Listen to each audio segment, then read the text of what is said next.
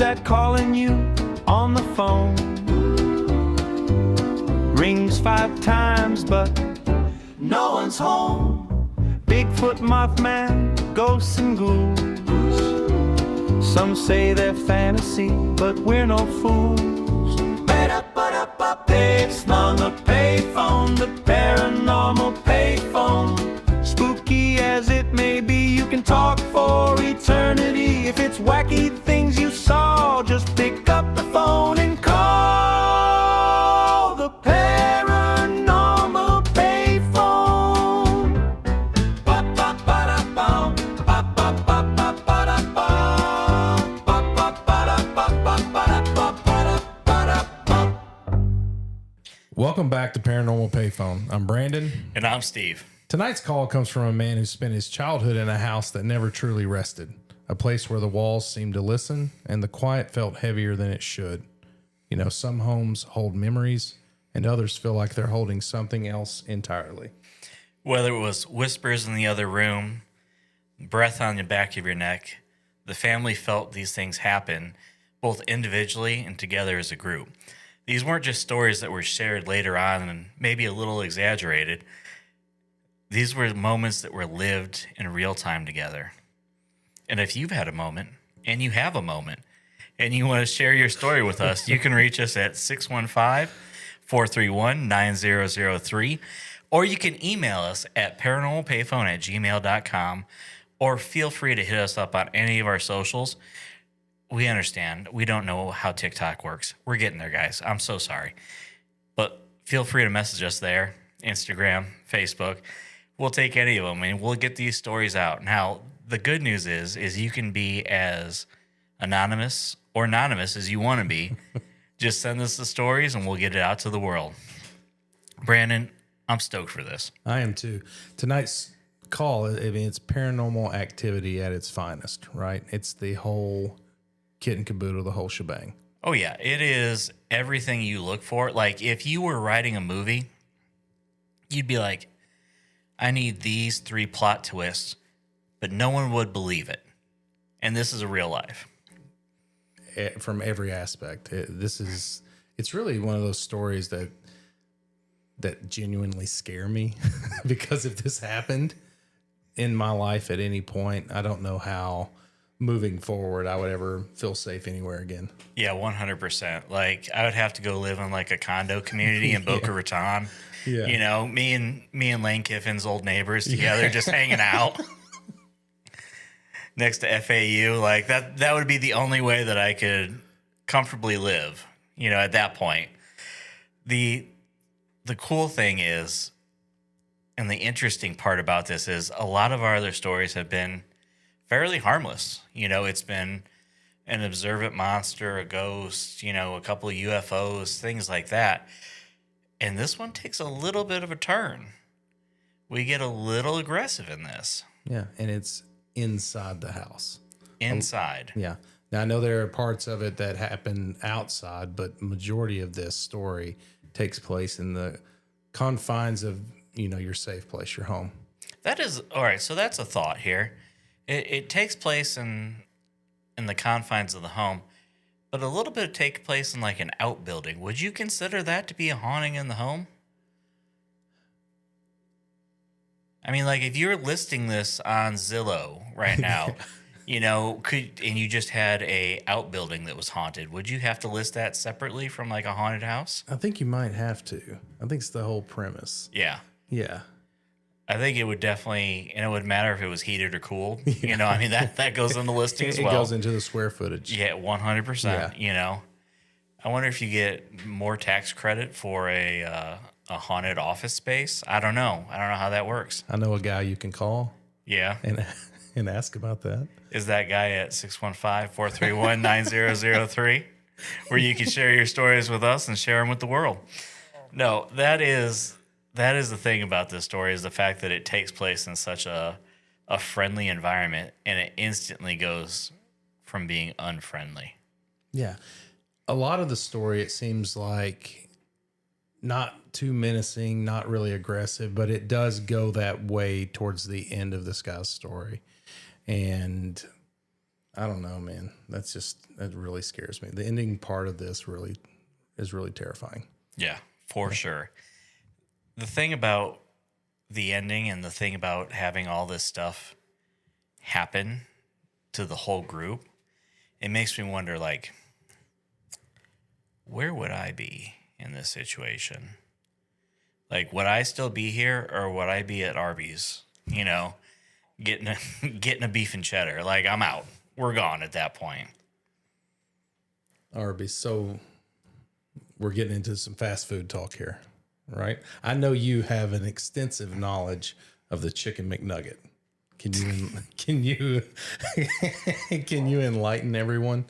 So over the weekend, there's been some discussions around not only friend groups, family groups, things like that, where someone pulled up their social media, and I quickly realized that not everybody's algorithm is filled of dragons and satanic chicken nugget conspiracies, So it led me down this dark path of looking up the chicken nuggets, and I don't know if it's true or not. It may be fake, but I'm all in.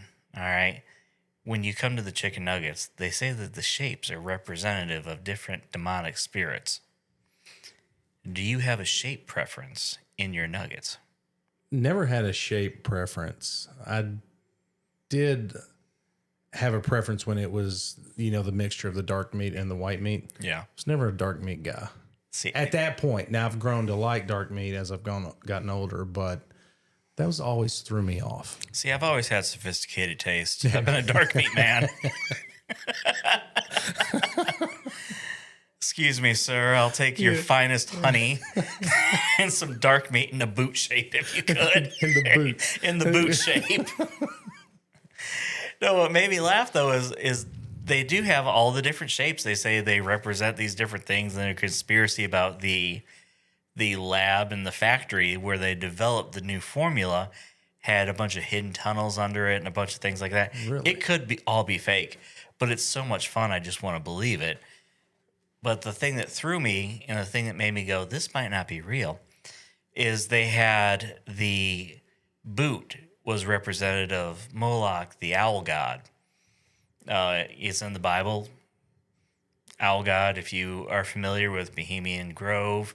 If not, you can call Alex Jones. Yeah, 100%. And that's the other thing I have to remember is when I was discussing these things with the family is I'm like, oh yeah, no, I'm 10 years down this terrible rabbit hole. Yeah. And they're like, what are you talking about, Bohemian Grove? I'm like, how do you not know about Bohemian Grove? Yeah. But they have a giant Molech owl statue that they have all these burning rituals at and things like that. And I'm like, I don't know if my sweet boot nugget that I dipped in honey since I was 3 years old is really representative of Moloch. I mean, it would make sense. I was obsessed with it for a very long time. It's just, I have never in my life looked at those shapes. I mean, I see them.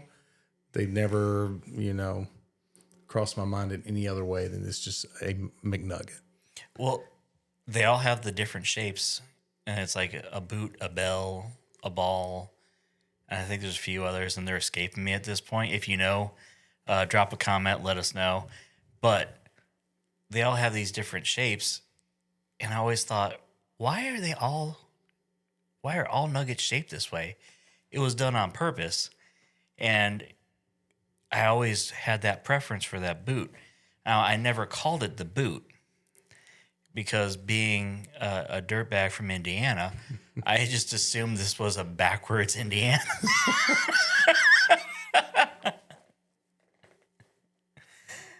So I'm sitting there, quoting my favorite lines from Hoosiers as I'm pounding nuggets in the backseat of my parents' Caprice. Like it's not living this glamorous life. We're in studio. It's a little late. We're a little hungry. You had to leave here right now. Where are you going? You don't have a lot of choices this time of night. I think I can tell you the first place I'm avoiding is Crystal. No offense to anybody that likes the little, gut bombs, but last time I ate it, almost killed me. Yeah, as it should. Yeah. Yeah. No, for those from the north who are unfamiliar with what a Crystal is, if you go to a White Castle and you get one of those sweet precious burgers off that grill with those steamed onions, and then they go to wipe down the grill at the end of the night, they use Crystal's burgers to soak up that grease. And that is what a Crystal burger is. And I used to love those too. Me and my brothers used to go and get a sack full and see how many we could down. They would completely house me. They would be like 22, 23, and I'd be stuck at like 12. See, where you're missing out, and I grew up in a White Castle area. And for a long time, they would have the Crave case. And so it wasn't a sack full. It was a cardboard briefcase. Oh, nice. Filled with like 50 little sliders. And if you walked around with that Crave case, you just knew you were hot stuff. Yeah. Like, that's all it was. Yeah, and there was going to be a lot of hot stuff happening later, too. But here's the thing. You were never short of friends with a Crave case. Like, you always had plenty of people there to help you out. I've had White Castle once in my life. That's a shame. It is, isn't it? Yeah. The last time I had White Castle was probably about maybe a year ago, a little bit more. And it was at 1 a.m, as it should be. And we go in there, and first off, this White Castle in the middle of nowhere was immaculate. It was spotless. And the people working there were the friendliest people I've ever met in my life. So much so that I was like, we're going to get shot here. Like, they are setting us up for the long game. I don't know what's happening. They're like, hey, we're going to get some fresh fries and some fresh food out for you guys. We'll bring it to your table. I was like, do I have to tip? Like, what's happening right now? Like, what is this the right and it hit in a way that I could not describe to you. It was a magical evening. It really was. Phenomenal. Yeah. Are they still around? I know you said like a year ago, but in this area, are they? There is one. So we live in the greater Nashville area. There is one on Broadway-ish, West End Broadway-ish. Okay. And that one is not immaculate. They will not bring anything to your table except possibly disease. But don't think that has stopped me from going in there one time. I worked at a place down the street for a while, and from that White Castle, and a lady came in one morning, and she had a White Castle bag. This is 6 a.m, right? And she walks in, she sits down, and I say, Miss Joanne, do you have a death wish? Like, what are you doing with White Castle at 6 a.m? She goes, White Castle breakfast is the best thing you're ever going to have. I said, don't punch me out. I'll be right back. And so I went up the street, and she's right. It's really the best breakfast there is out there. I've heard that about Taco Bell breakfast, too. It's good, too. Here's the thing. I realize how trash I am as a person the more and more we do this. You have a very sophisticated palate, Steve. Yeah, no. As long as it comes in a sauce packet, then yes, I have a very, very sophisticated palate. So you leave here tonight. It's late. Okay. Where are you going? I mean, it's got to be Taco Bell. Taco Bell would probably be my move because I know they're going to be open. Yeah. You know, if I got a little extra time, we might hit up, I'm not afraid of an Arby's. I'm not afraid of a Steak and Shake. Yeah. Get some of those Demon McNuggets from McDonald's. Some of those Demon McNuggets. Boots only. Boots. It's like when you go to the wing restaurant and it's like drums or flats. Yeah. I'm like, boots only. Yeah, boots only, please. Don't need any balls in this. Yeah, one. I'll pay the extra 25 cents for the sauce packet. It's fine. Don't worry about it. I wonder how that's going to work with the penny shortage that we got going on right now. Has that affected you in any way, shape, or form? I really haven't given that much thought except today. Yeah? Okay. Yeah, I paid for something in cash, which is very rare. Okay. And I did, and they have the little machine where it spits out the change. Mm-hmm. And it was like, I had 4 pennies in my pocket, and I was like, well, I just want to see if I get something back, you know. And it was all silver. There was no pennies at all. Yeah. It's done. They just keep that, you know. It's your tip. So depending on where you go and like what the price is, they will either give you more money back or they short you. I figure you're getting shorted most of the time. It all depends. You know, I'll tell you what, it depends. And when I get more, I'm like, that's right. And when I get shorted, I'm so mad about it. I was just like, I guess we don't care about the law anymore. I guess we could do whatever we want in this place now. But no, it's interesting though, the pennies going away. Yeah. I don't know how I feel about that. It's weird. It's a part of our childhood, you know, the rolling the pennies. Did you ever do that in the little sleeves or whatever and taking those in? And it's just a part that's going away. Did you have to roll pennies? I did. See, our bank had a sorter, and if you were willing to invest the time, and this was, I mean, I don't know how they did this. This had to be highly illegal. If you came in with a big enough jar of change, they just opened up the gate. They're like, you just come back. We're not doing this, dude. You just dump the thing in this thing, and then it'll tell us how much money you have. And so, you know, I'm like, all right, well, put my light on. I'm open, you know. Yeah. Come here, Miss Clark. I got a deposit. Yeah. I'm working today. Yeah. So, I mean, I've been bitter from like Coinstar for. Coinstar was a ripoff, right? It's still going. It's still going. It's still what banging are they charging now? I don't know. It was 9 cents every dollar. It's something like that. Still. And it's just, it seems like such a ripoff. Yeah. But it's also, I'm not rolling that penny, you know? We're lazy. We're creatures that love our convenience. That's right. And speaking of creatures. Yeah, let's do this. Let's dive into this. All right, I'm ready. What's up, guys? So I used to live in this haunted house back in West Tennessee, where I'm from, in a little town called Halls, Tennessee. And this house, used to be an old horse farm, and had fence all the way around it. Had 2 cotton fields on each side of the house, and there was a lot of Native Americans that lived in that area, a lot of Choctaw and a lot of Cherokee. And so this house was built, I believe, in like 1930. And the owner of that house, his parents died inside that house. And so we moved in around my freshman year of high school, and nothing crazy really happened in the beginning. It was mostly just things would be moved where you would come back into the room, and things would be moved where you thought you left them. But as the years went on, things kind of got a little worse, a little bit more aggressive. Like one incident, my dad was in the bedroom and he was sleeping, and he woke up because he can hear a woman weeping like she was crying.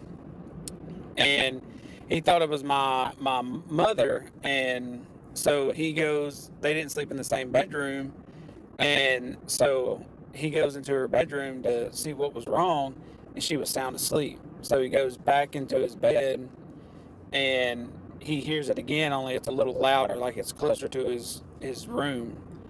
So he gets out, starts looking around, goes into my mom's room, she's sound asleep again. And so that kind of bothered him for a little bit. And then when I was about a junior or a senior in high school, one night I came home around 11 or 12 o'clock at night, and this house had an old barn in the back that we used, and I had a 100-pound body bag for boxing out there.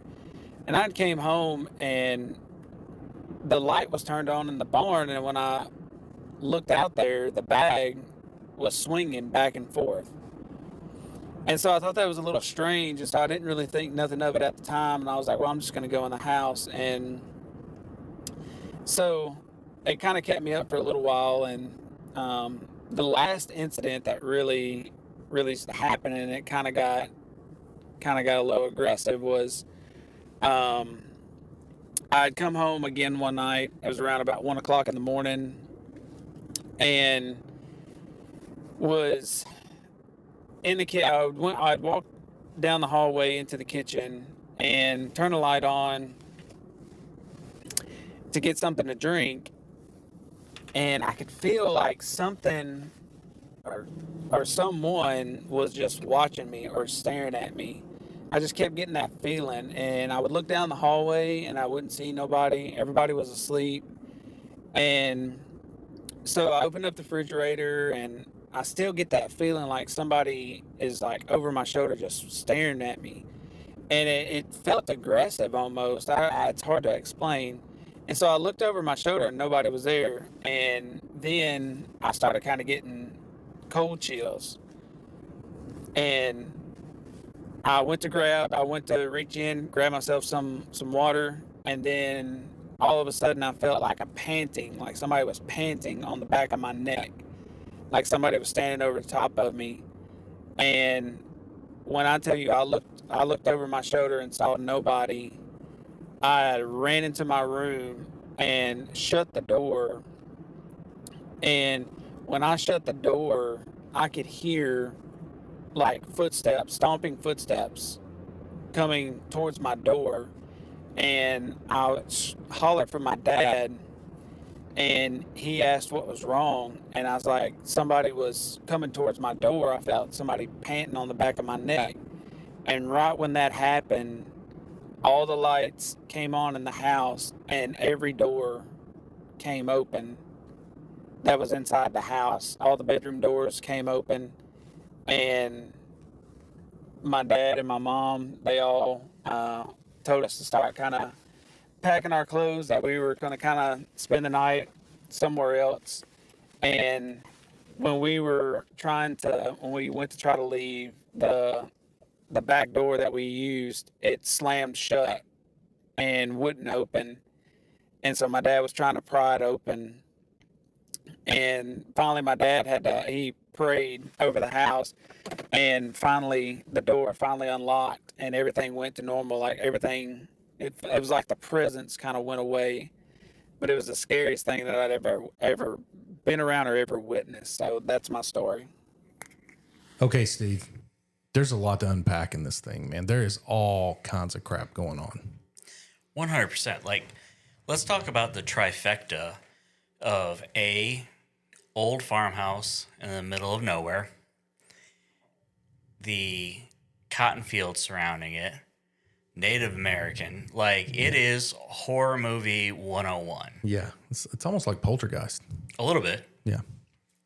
Poltergeist and a little Amityville thrown in the middle there. Yeah. Just really. Without that old man, that dude in Poltergeist, you know which one I'm talking about? The older, the priest looking, the old dude. That dude scared me to death. And this house reminds me of that 100%.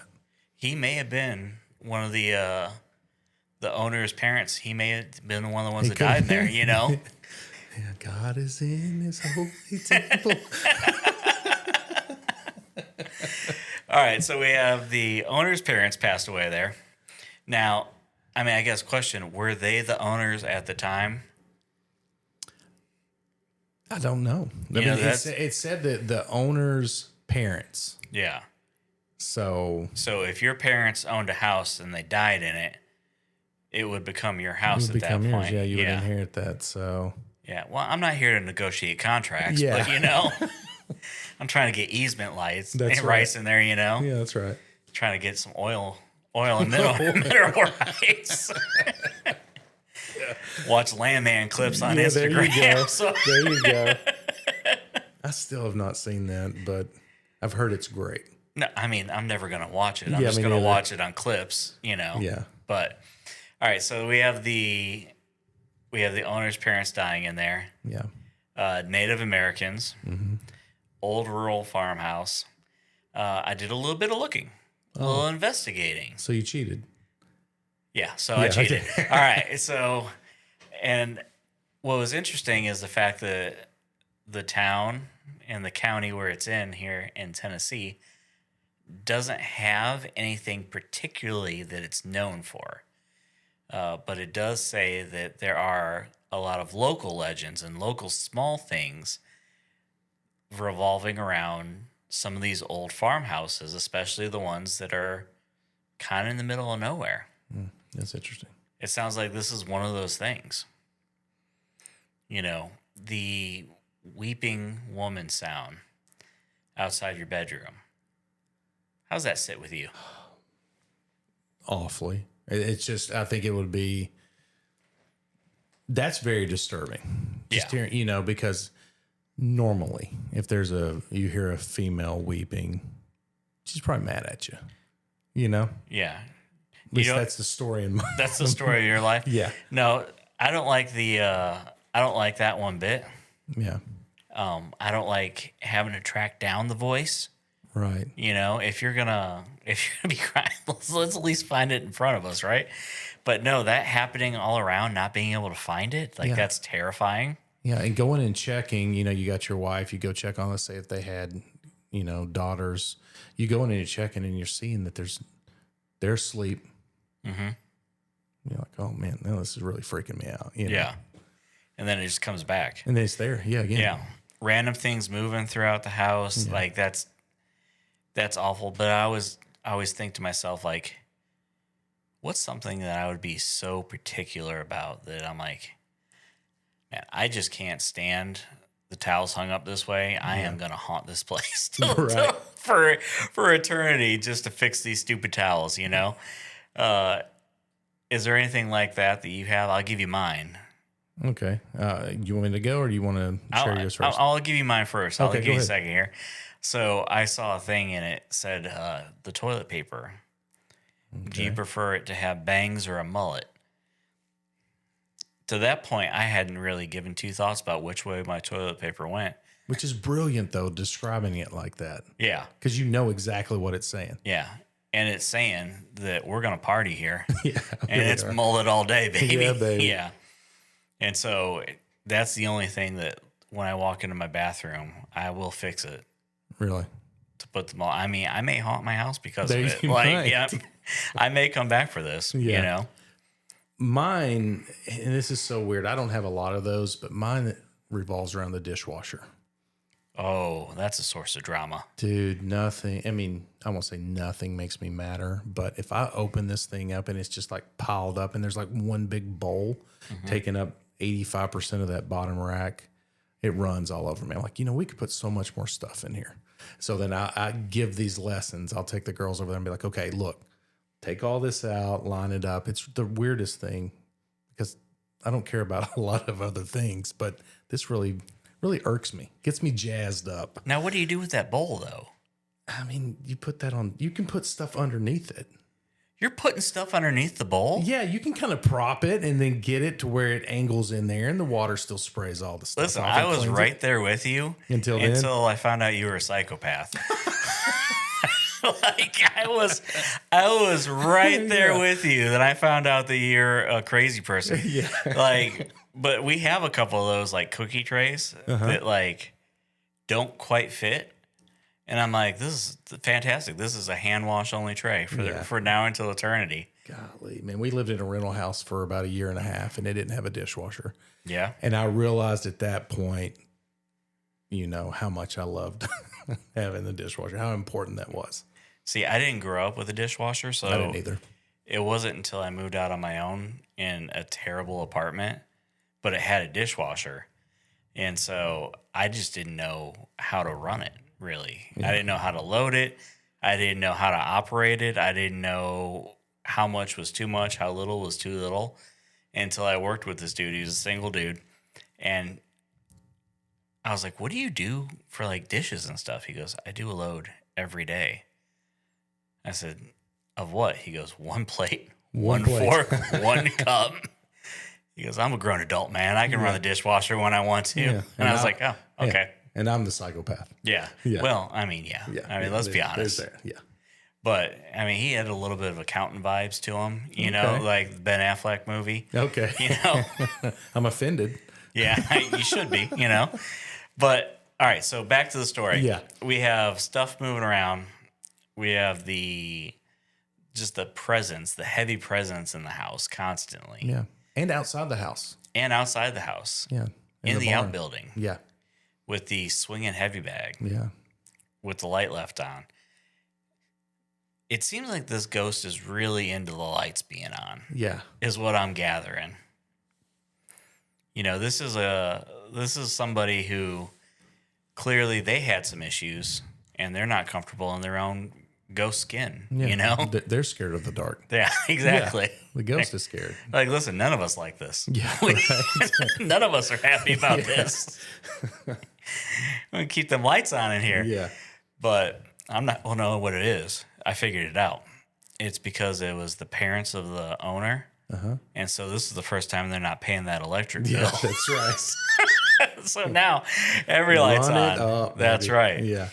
But the swinging heavy bag is interesting because now we're moving outside the house, right? This is a strong ghost. Yeah. 100-pound bag. Yeah, that's heavy a big bag. bag. Heavy bag's a big deal. Yeah, that's a big deal. When's the last time you hit a heavy bag? It's been a while. Now I have done the speed bag. Yeah. Yeah. And I've realized how, you take some time off. That's something you can't really take a break from. You'll lose that real quick. You're saying this like you were some sort of, Cesar Chavez over here. I got my doubts that the speed bag was as fast, but I understand what you're saying. Yeah. I could move it back in the day, but that's been a long time. Yeah. Yeah. I don't want to even ask you how long because I don't want you to lie on the podcast like Yeah, well, this. I'm only 23. So. Exactly. Yeah. That's what I thought. Yeah. So the big story, the creme de la creme, the big finish here Yeah. is him coming home, teenager, 1 o'clock in the morning. Yeah. What's he out doing? Nothing good. I can tell you that right now. Nothing good. Nothing good happens after midnight. He seems a little parched. A little parched, a little thirsty. Yeah. A little dehydrated, maybe. Gets something to drink. Yeah. Comes in, feels something watching him. Yeah. Feels the hot breath. Yeah. And it's like over him, he says. So he's in the refrigerator and he feels its presence like above him. Mm-hmm. So I'm wondering, in my mind, if this thing like floating above him or if this is like some huge, thing that's just waiting to grab him, Yeah. Takes off running, as Yep. you do. As you should, I feel like. Absolutely. Yeah. Why would you not? Oh, I'm out of there. Yeah. Crying, screaming. 100%. Yeah. I am the slowest runner known to man, but I'm going to give it a shot. Yeah. We're going to get out of there. Yeah. Makes his way to the room. Dad comes and checks. Well, Good on Dad. Yeah, but good on Dad, but let's not minimize this. He shuts the door and he hears it coming down the hallway after. Oh, yeah, the steps coming after. Yeah. Yeah. What do?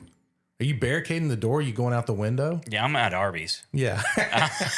I am 3 beef and cheddars in Yeah. by the time anyone finds out I'm missing. Yeah. Good luck, Mom and Dad. Yeah. Good luck, Mom and Dad. These mozzarella sticks are hitting They're right now. on point right Exactly. now. Yeah. So Dad comes and checks. Yeah. Has no clue. I wonder if the dad knew of something that these things happening. Obviously we've heard the voices and stuff, but if he knew what had just happened, would he be so eager to come check on his kid? Yeah, that is a good question right there. I would like to think that I would be like, let me go handle the situation. Yeah. But knowing that I would be also the kid that'd be out the window at Arby's, it's Yeah. it's a fair debate. Yeah. Where it's a fair debate. Yeah.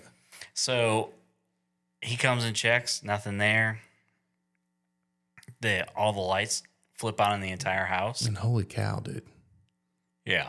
I mean, there's something to be said about there being, the lights going off, the power going off, but then these things everything comes on. I think lights on might be scarier. Yeah. And the door's opening too? Yeah. Dude. I There's think no way. I think lights on might be scarier than lights off. Yeah. Because like you say, lights off, you can have a reason for that. Right. Lights on, I got nothing. Yeah. The door gets kind of blocked in, shut, locked. You know, they're grabbing stuff to get out of the house for a little bit. What are you grabbing? It's like, hey, we're gonna go somewhere for a little bit. What would teenage Brandon be throwing in that bag? At that point, probably a new pair of underwear. Yeah. Yeah. And not much else. I want to get out of there. Yeah, I can see that. I can see that. I'm a historically bad packer. Yeah.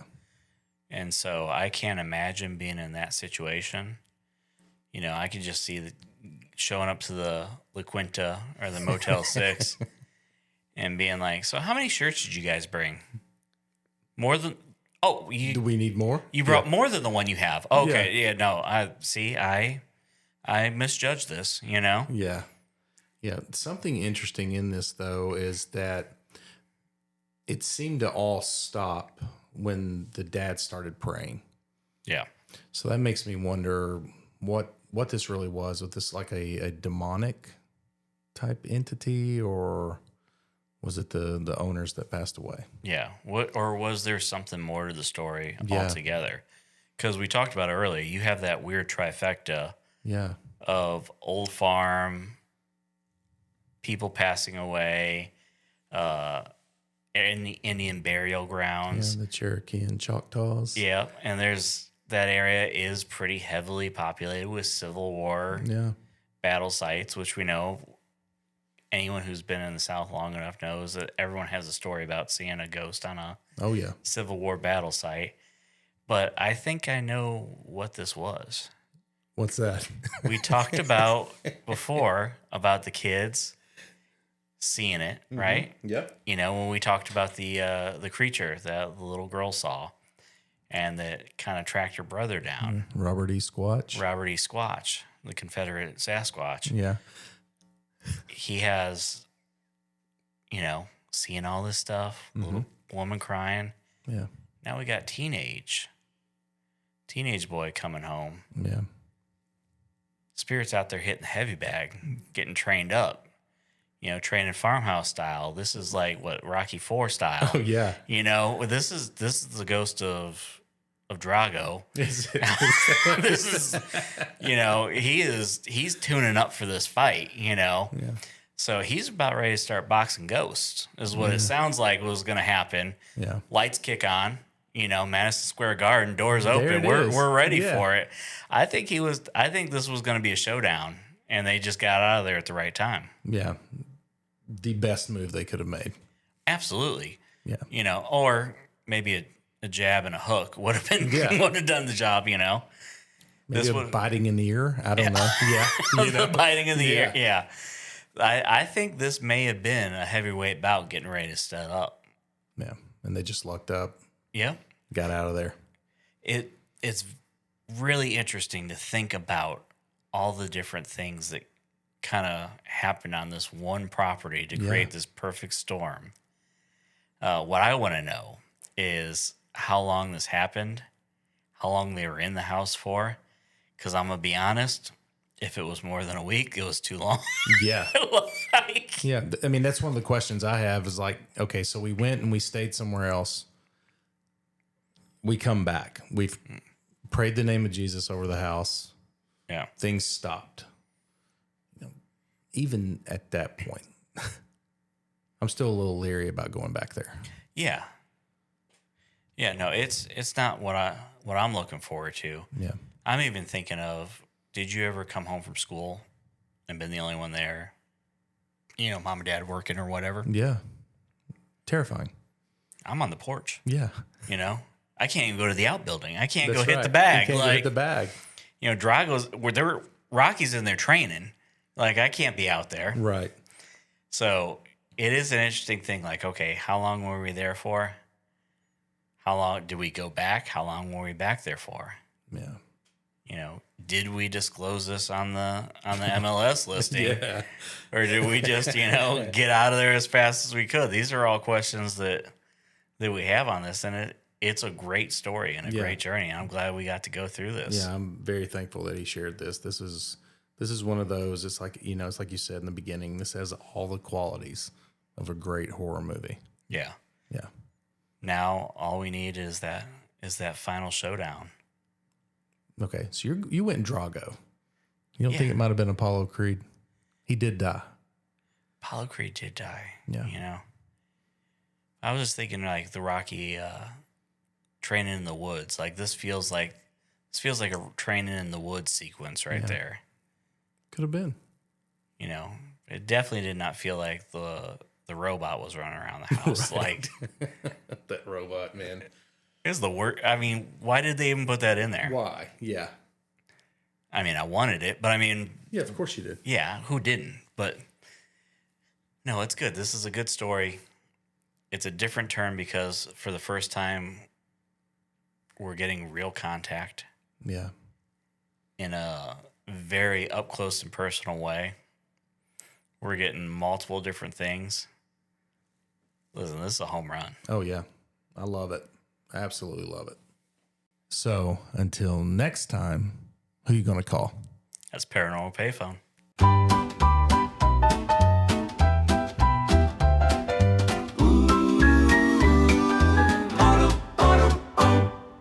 Who's that calling you on the phone? Rings 5 times, but no one's home. Bigfoot, Mothman, ghosts and ghouls. Some say they're fantasy, but we're no fools. It's on the payphone, the paranormal payphone. Spooky as it may be, you can talk for eternity. If it's wacky